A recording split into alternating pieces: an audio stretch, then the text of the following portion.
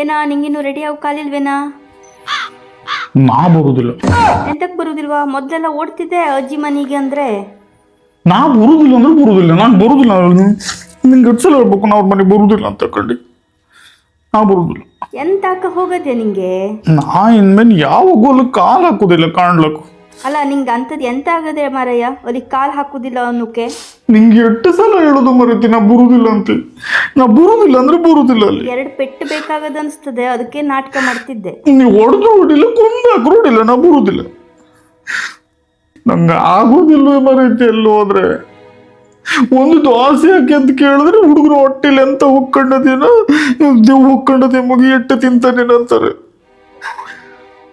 ಒಂದ್ಸಲ ಹೋದಂಗೆಲ್ಲ ಒಂದು ದುಡ್ಡು ಕಳೆದಾಕಂಡು ಈ ಮೊದ್ಲೆಲ್ಲ ಹಿಂಗಾಗೋದಿಲ್ಲಾಗಿತ್ತು ಅಂತ ಹೇಳುದು ನನ್ನ ಮುಖ ಕಂಬೋದು. ನಾನೇ ಕದ್ಕೊಂಡಿದ್ದೆ ಎಂಬ ನಮ್ಮನೆ ಮಾಡ್ಕೊಂಡೆ. ಆಯ್ತು ಬಿಡು, ಎಲ್ಲ ಅಷ್ಟೇ. ನಿಮ್ಗೆಲ್ಲ ಇಷ್ಟು ಸಣ್ಣ ಆಗೋವರೆಗೂ ನಮ್ಮ ಅಪ್ಪನ ಮನೆ ಕಡೆಯವ್ರಂದ್ರೆ ಸಸರ.